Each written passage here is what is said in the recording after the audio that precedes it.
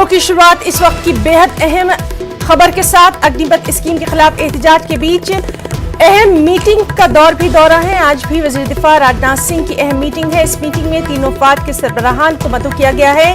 आपको बताएं कि कल भी तीनों फात के सरबराहान के साथ इसी तरह की एक अहम मीटिंग मुनक्किद की गई थी। तो अग्निपथ स्कीम के खिलाफ जिस तरह से लगातार मुजाहरे किए जा रहे हैं, उसको देखते हुए आज भी अहम मीटिंग का दौर जारी रहेगा। आज भी वजीर दिफा राजनाथ सिंह एक अहम मीटिंग की सदारत करेंगे। इसमें तीनों फौज के सरबराहान को मदऊ किया गया है। आपको बताएं कि कल भी इसी तरह की अहम मीटिंग मुनक्किद की गई थी। तो इस अहम खबर पर मीटिंग में क्या कुछ निकलकर सामने आता है, इस पर लगातार हमारी नजर बनी हुई है। आपको बताएं कि इस मीटिंग में अग्निपथ स्कीम से मुताल्लिक मजीद गौर खौज किया जा सकता है। खास तौर पर जो नाराज तलबा हैं, उनके एतराजात को लेकर तबादला ख्याल किया जा सकता है। क्या कुछ इस अहम मीटिंग में बातें ज़ेर गौर आएंगी, उस पर लगातार नजर बनी हुई है।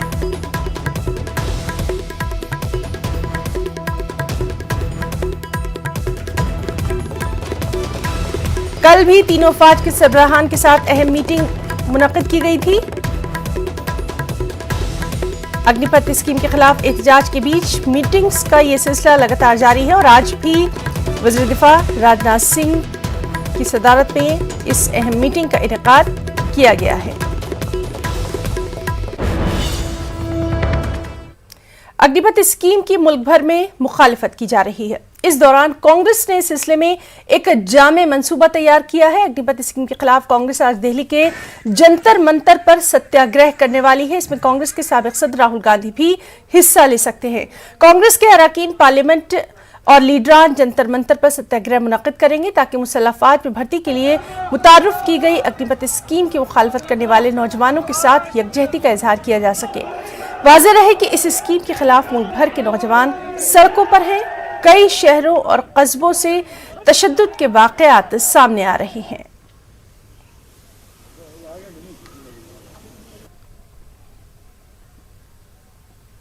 तो कांग्रेस आज दिल्ली के जंतर मंतर पर अग्निपथ स्कीम की जिस तरह से पूरे मुल्क में मुखालिफत की जा रही है, उसको देखते हुए सत्याग्रह करने वाली है और उम्मीद यही की जा रही है कि साबिक सदर कांग्रेस के राहुल गांधी भी इसमें हिस्सा ले सकते हैं। कांग्रेस के अरकान पार्लियामेंट और तमाम अहम लीडरान जंतर मंतर पर इस सत्याग्रह का हिस्सा रहेंगे।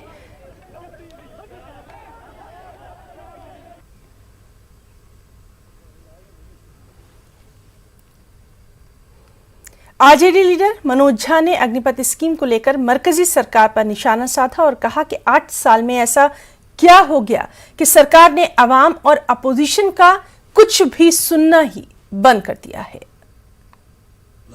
हिंसा अगर होती है ना, तो उस आंदोलन का जो एक चरित्र है उसको खामियाजा भुगतना पड़ता है। लेकिन सरकार और विपक्ष के बीच की ये खाई इस बात की भी द्योतक है कि 8 वर्ष में ऐसा क्या हो गया कि सरकार ने सुनना ही बंद कर दिया। सरकार अभी 18 जुलाई से हमारा पार्लियामेंट संभव था। क्या सरकार पार्लियामेंट में ठोक बजा करके इस पर फैसला नहीं ले सकती थी? 4 वर्ष की नौकरी, सोशल सिक्योरिटी का कोई गारंटी नहीं।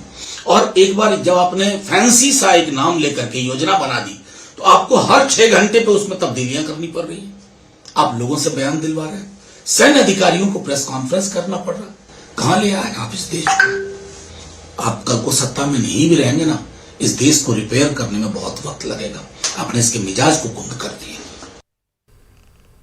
अग्निपथ स्कीम के खिलाफ मुल्क भर में जारी पुरतशद्दुद एहतजाज के पेश नजर केरल के वज़ीर आला पिनराई विजयन ने इस स्कीम को मुलतवी करने की अपील की है। उन्होंने पीएम नरेंद्र मोदी से अपील करते हुए कहा कि अग्निपथ स्कीम से मुताल्लिक नौजवानों में जो खदशात पाए जाते हैं, फिलहाल इस स्कीम को मुलतवी करना ही बेहतर है। वाज़ेह है कि मरकज की जानिब से इस स्कीम के ऐलान के बाद से ही मुल्क के मुख्तलिफ हिस्सों में नौजवानों ने पुरतशद्दुद एहतजाज करते हुए सरकारी इमलाक को काफी नुकसान पहुंचाया है।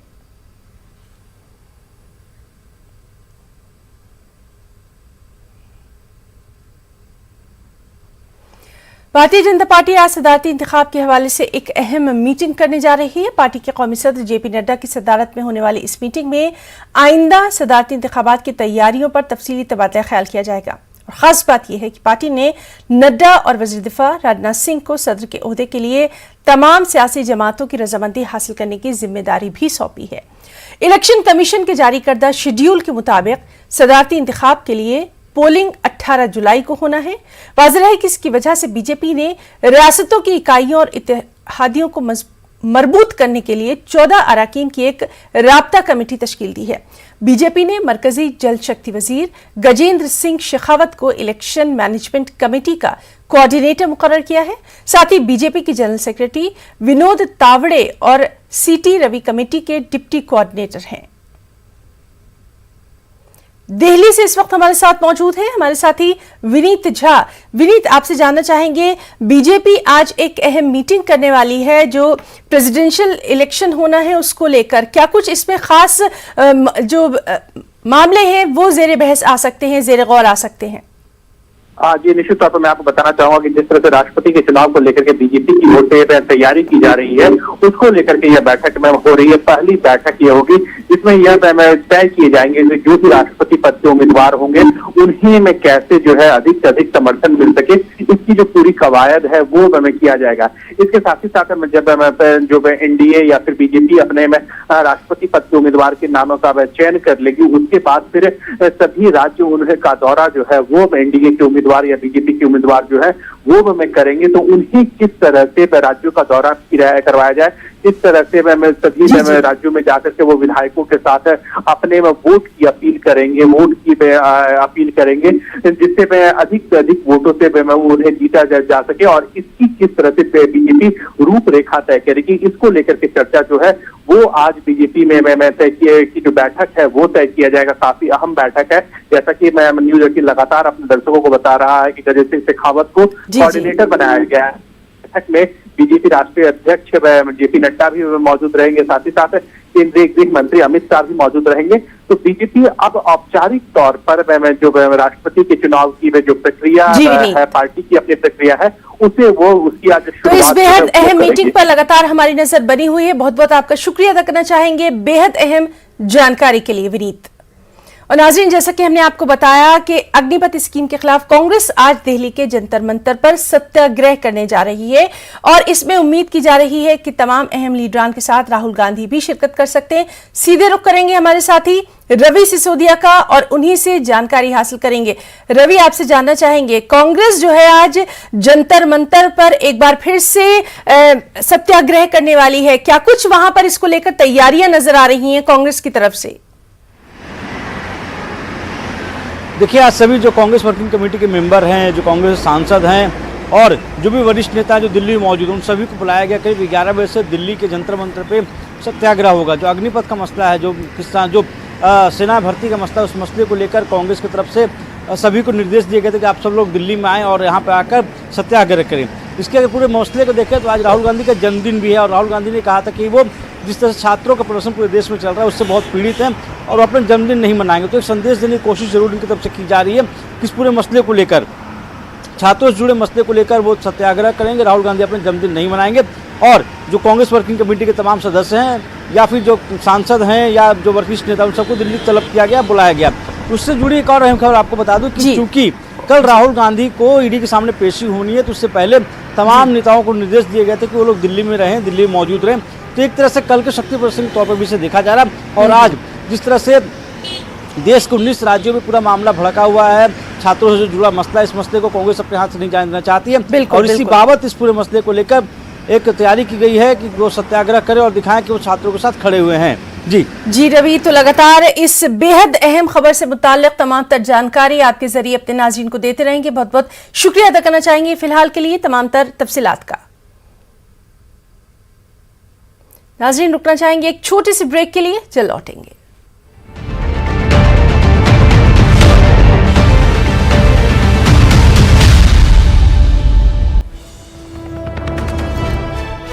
इस वक्त की एक और अहम खबर दे दें, हिंदुस्तान और बांग्लादेश मुश्तरका मुशावरती कमीशन की अहम मीटिंग आज है। जेसीसी की 7वीं मीटिंग है ये, नई दिल्ली में इसको मुनक्किद होना है। आपको बताएं कि जेसीसी की मुश्तरका सदारत दोनों मुल्कों के वज़ीर ख़ारजा करेंगे। डॉक्टर एस जयशंकर और डॉक्टर AK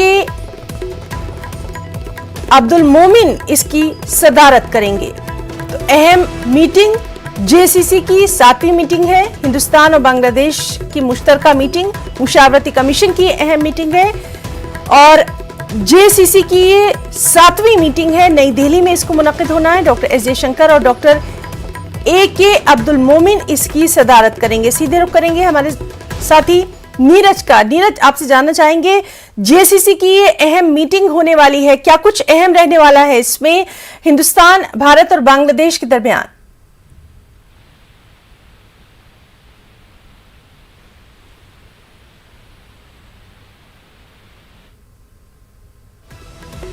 तो नाज़रीन, हम बात करने की कोशिश कर रहे हैं। इस बीच आपको बता दें कि हिंदुस्तान और बांग्लादेश की मुश्तरका मुशावरती कमीशन की अहम मीटिंग आज होना है। जेसीसी की ये 7th किस तरह की मीटिंग है, दिल्ली में मुनक्किद होना है और इसमें डॉक्टर एस जयशंकर और डॉक्टर AK अब्दुल मोमिन जो हैं वो इसकी सदारत करेंगे। एक बार फिर से बात करने की कोशिश करेंगे हमारे साथी नीरज से। नीरज, काफी अहम इस मीटिंग को माना जा रहा है। भारत और बांग्लादेश के जो ताल्लुकात हैं उनको देखते हुए किस तरह से इसमें किन अहम मौजू पर बात हो सकती है, इश्यूज क्या रहेंगे?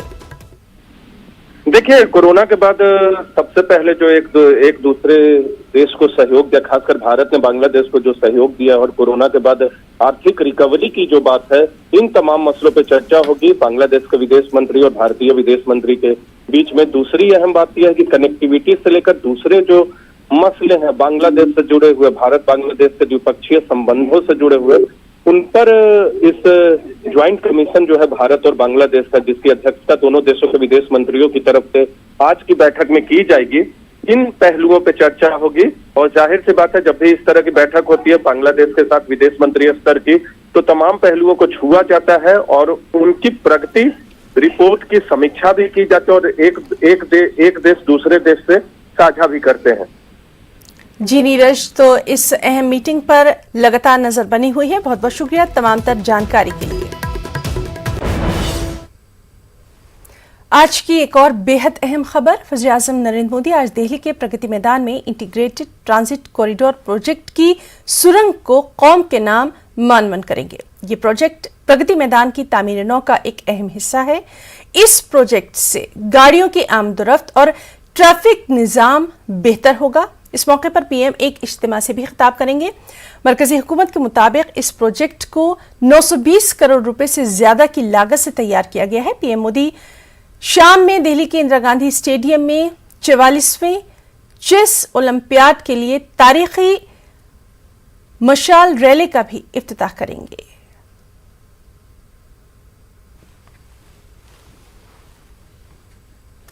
आसाम में सैलाब के बाद की सूरत हाल मजीद अबतर हो गई है। आसाम के 18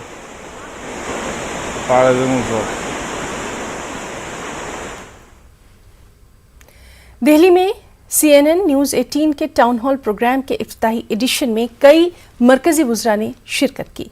यहाँ मरकजी वुज़रा से बराह रास्त सवालात भी किए गए और पॉलिसी साजी में अवाम की शमूलियत को यकीनी बनाने के लिए तजावीज़ भी दी गई। CNN न्यूज 18 टाउन हॉल के इफ्तिताही एडिशन में उन तमाम मसाइल पर बातचीत और सवालात और जवाबात हुए जिनके लिए ये प्लेटफॉर्म तैयार किया गया है।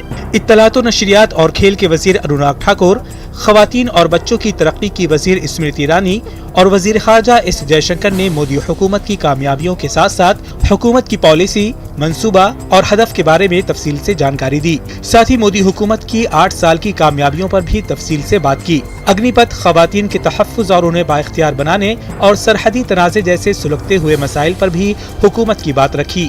आज रक्षा मंत्री जी ने कहा है कि हम भी अपने रक्षा मंत्रालय में जॉब्स 10% रिजर्वेशन, होम मिनिस्ट्री ने कहा सेंट्रल आर्म पुलिस फोर्सेस में 10% रिजर्वेशन देंगे और आयु सीमा को भी उस तरह से छूट दी है, रिलैक्सेशन दी है। तो ये अपने आप में बहुत कुछ कहता है कि सरकार खुले मन से देख रही है। इस दौरान मरकजी वजीर स्मृति ईरानी ने अपोजिशन पर तनकीद की और राहुल गांधी से ईडी की पूछताछ पर मुल्क भर में कांग्रेस की कारकर्दगी पर सवाल उठाए। Any one of you who called for an investigation, could any one of you say आज नहीं आ सकता, मंडे आऊंगा. Anyone in this room. If God forbid any one of you broke the law, could you call friends and families and supporters from around the country? Come, let's burn some tires in the national capital. दूसरी जानिब वजीर खारजा S Jaishankar ने नुपुर शर्मा तनाज़े पर खलीजी और दीगर एशियाई ममालिक के रवैये पर हुकूमत का रुख सामने रखा और कहा कि सब जानते हैं कि ये हिंदुस्तान और हुकूमत का मौक़िफ़ नहीं है और ये बात हुकूमत की तरफ से की गई कार्रवाई से समझ में आ जानी चाहिए. एस जयशंकर ने चीन के साथ सरहदी तनाज़े पर भी बातचीत की. But we are very, very clear on one point, which is we will not allow any unilateral attempt by China to change the status quo or to alter the LAC. CNN news 18 town hall के इफ्तिताही programme में बहुत से दानिश्वरों, सनतकारों, समाजी कारकुनों और सहाफ़ियों ने शिरकत की, जिन्होंने इन तीनों मरकजी वज़रा को अपने खदशात से आगाह किया. इस फोरम का मकसद भारत की पॉलिसी साजी में तजावीज़, मसाइल के हल और हुकूमत के कामकाज में आवाम की शमूलियत है और इसीलिए हर 3 माह बाद इसका इनेकाद किया जाएगा. Bureau report, news 18 network. और इस वक्त की अहम खबर, जौनपुर तशद्दुद मामले के ताल्लुक से अब तक इसमें 5 दर्जन से ज्यादा लोगों को हिरासत में लिया गया है. मजीद गिरफ्तारियों का अमल जारी है. तो आपको बताएं कि जिस तरह से लगातार हम देख रहे हैं कि जौनपुर में भी तशद्दुद बर्पा किया गया था. अब तक 5 दर्जन से ज्यादा लोगों को हिरासत में लिया गया है और मजीद गिरफ्तारियों का सिलसिला भी जारी है. अहम खबर जौनपुर से,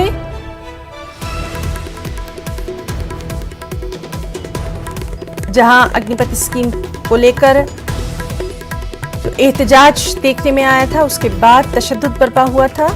अब तक 5 दर्जन से ज्यादा लोगों को हिरासत में लिया गया. मजीद क्या कुछ कार्रवाई की जा रही है, इसके ताल्लुक से जानकारी हासिल करेंगे. जौनपुर में मौजूद हमारे साथी मनोज कुमार से.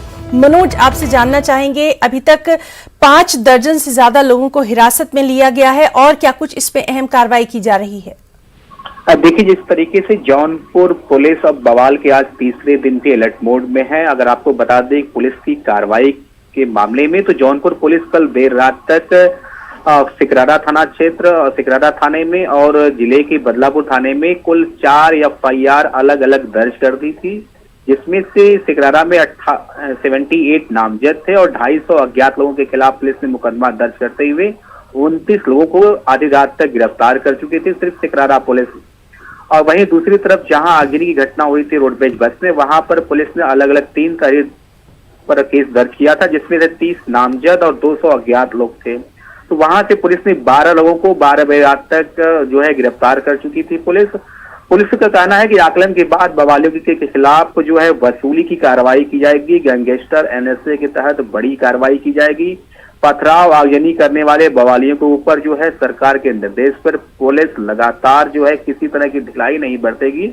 इन सभी चीजों को देखते हुए पुलिस ने देर शाम होते ही कल से जिले में धारा 144 लागू कर दी है. आज बवाल के तीसरे दिन पुलिस पूरी तरह से अलर्ट मोड पर है. जिले के सभी 6 तहसील इलाकों में भारी संख्या में पुलिस बल को तैनात कर दिया गया है. और काफी अहम रहेगा मनोज कि क्या कुछ इसमें कार्रवाई जो है सरकार की तरफ से, इंतजामी की तरफ से की जाती है. बहुत बहुत शुक्रिया आपका तमाम तर जानकारी के लिए.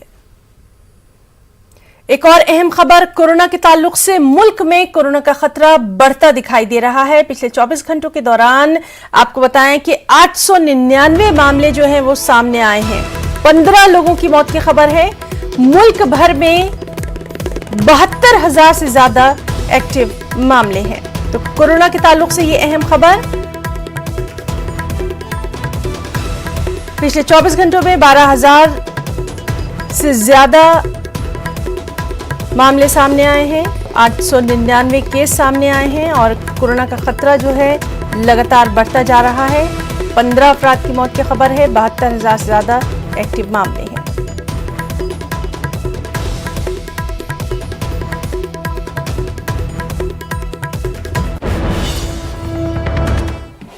ईडी की जानिब से कांग्रेस लीडर राहुल गांधी से पूछताछ से खफा होकर अकोला में जिला कांग्रेस कमेटी की तरफ से नाराजगी का इजहार किया गया. इस सिलसिले में जिला सदर अशोक अमानकर, साबिक MLC काजी नातिकुद्दीन और सीनियर लीडर सैयद कमरुद्दीन की रहनुमाई में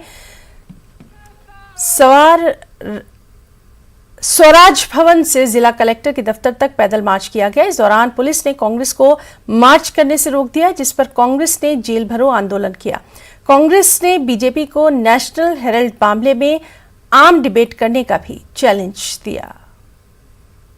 भारतीय जनता पार्टी के जिलाध्यक्ष आमदार रणधीर सावरकर जी और महानगराध्यक्ष विजय अग्रवाल जी, इन्होंने कांग्रेस पर जो आरोप लगाए वो आरोप सबसे झूठे हैं।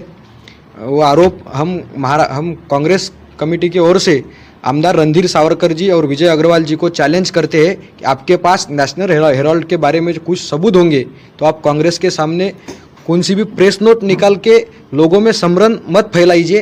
कांग्रेस के सामने आइए और कांग्रेस से आमने सामने चर्चा करके नेशनल हेराल्ड पे चर्चा करें। यह आह्वान मैं आपके माध्यम से अकोला जिला भाजपा को करता हूँ। और खेलों की दुनिया से एक और बेहद अच्छी खबर आई। ओलंपिक्स में गोल्ड मेडल जीतने वाले भारत के नीरज चोपड़ा ने एक बार फिर कमाल कर दिखाया। उन्होंने फिनलैंड में कोर्टाने गेम्स में गोल्ड मेडल जीता। नीरज ने हफ्ते को यहां 86.69 मीटर की रिकॉर्ड फासला तय करके अपना भाला फेंका, जिनके मुकाबले में कोई नहीं आ पाया। उन्होंने एक मर्तबा फिर मुल्क के लिए गोल्ड मेडल हासिल किया, मुल्क का नाम रोशन किया। वाज़ेह है कि नीरज ने इससे पहले फिनलैंड के तुर्कोमी पावनोर्मी गेम्स में 89.30 मीटर की कोशिश के साथ चांदी का तमगा जीता था।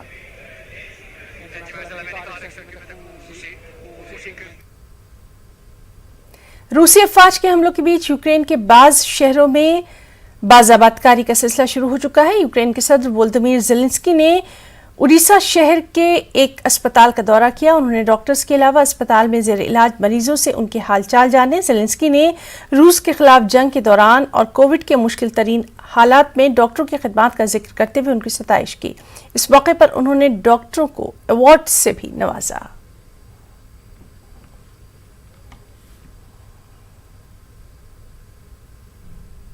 Вам побажати, щоб і ви знали, по-перше, що ніхто про вас не забуває. Ми всі пишаємо, що в нашій державі є такі лікарі. Знаємо, що ви бережете нас не тільки в цю війну, до цього була війна з ковідом, і таких воєн, на жаль, і випробувань у людей багато вже. अक़वाम मुत्तहिदा में हिंदुस्तान के मुस्तकिल नुमाइंदा टी.एस. त्रिमूर्ति ने एक अहम बयान दिया। उन्होंने कहा कि रिलीजियोफोबिया एक या दो मज़ाहिब तक महदूद नहीं होना चाहिए। टी.एस. त्रिमूर्ति ने गैर इब्राहिमी मज़ाहिब को भी शामिल करने की बात कही। उन्होंने मजीद कहा कि रिलीजियोफोबिया पर दोहरा मेयार नहीं अपनाया जाना चाहिए।